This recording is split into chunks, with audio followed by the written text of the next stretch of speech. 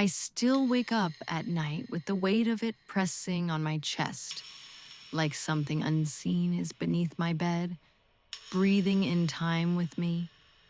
This happened 10 years ago in a small town where we thought the scariest thing was a blackout during a thunderstorm. Back when our neighbors still trusted leaving their doors unlocked and left their porch lights off to better see the stars. But that winter, the stars disappeared, and people stopped trusting the dark altogether. It started with the news. A prison break, about 50 miles north. One inmate, Henry Callow, convicted of multiple home invasions, though the courts could never prove he'd been responsible for more than theft. But the stories, those painted something far worse. Strange details that never made the news. Families swore they'd heard breathing from under beds, the sound of scratching at their doors long after they'd locked them. The oddest thing? No one ever saw how he got in. No broken locks, no shattered windows. Just one thing in common. Every house had a doggy door. We didn't own a dog, but my sister Camilla did. She lived 2 blocks over with her husband and their golden retriever, Max. Big, bumbling thing. Never barked. That's what made everything worse. When she called me that night, I could hear the panic in her voice before she said a word. Something had knocked over the trash in the kitchen. Not unusual. Max liked rummaging when they forgot to latch the lid. But then, she said the water bowl was completely dry, and the back door was ajar. Max would never push it open himself. Camilla's voice trembled. I think someone's been in the house. I told her to call the police, told her to check every room while she waited. But she didn't want to be alone. So I drove over, fast. Snow flurries in the headlights, roads slick and silent. Her house was dark except for the porch light, which flickered as I pulled up. She didn't answer when I knocked. Didn't have to. The door creaked open. Inside was still, too still for a place with a dog. I called out, "Cam?" From upstairs, I heard a soft rustle, then a single creak, like someone shifting their weight on a wooden floorboard. I moved slowly, quietly. That's when I saw Max. He was in the hallway, lying on his side, still. I crouched down, heart pounding. I touched his side. He was breathing, barely. Then I heard the whisper. Not words, just breath. From under the bed in the master bedroom. I didn't go in. I couldn't. I called the police from my car, watching the upstairs window the whole time. No lights flicked on, no movement, just that constant suffocating stillness. They found fingerprints under the bed, a discarded orange prison jumpsuit stuffed behind the dresser, and claw marks, actual claw marks, on the inside of the doggy door. Camilla and her husband moved out the next week. They left everything, didn't even take Max. He spent the rest of his life with us, but he never went near a doggy door again. You'd think that would be the end. But Callow wasn't caught. Not then. And after that, every house with a doggy door felt like an invitation. He didn't strike every night. That's what made it worse. He waited, watched. And when he did come, there was never a sign until it was too late.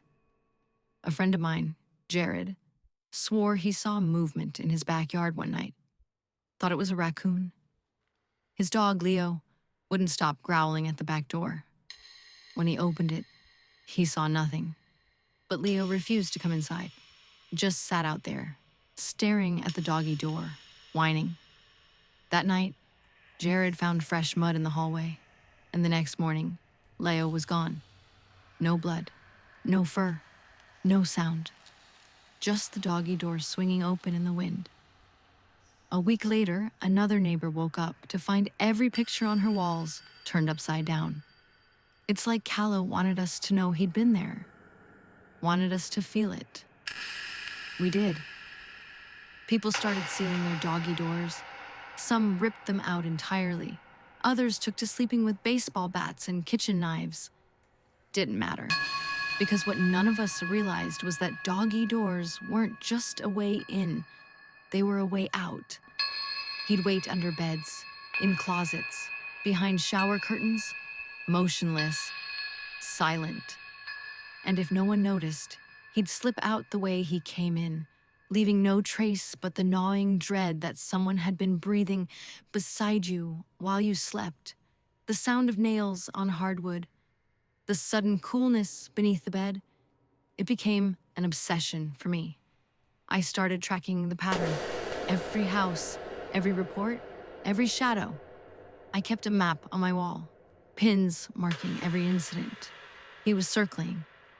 Then one night I heard it, a low whimper from my hallway. I didn't have a dog. I stood there, frozen, listening to the soft shuffling of movement. No footsteps, just something sliding along the floor, something crawling. My hands shook as I reached for the bat beside my bed. The hallway light flickered again, and went out. I crept forward, every board groaning under me. When I reached the hallway, it was empty. Then I saw it. Scratches on the baseboard, right under the coat rack.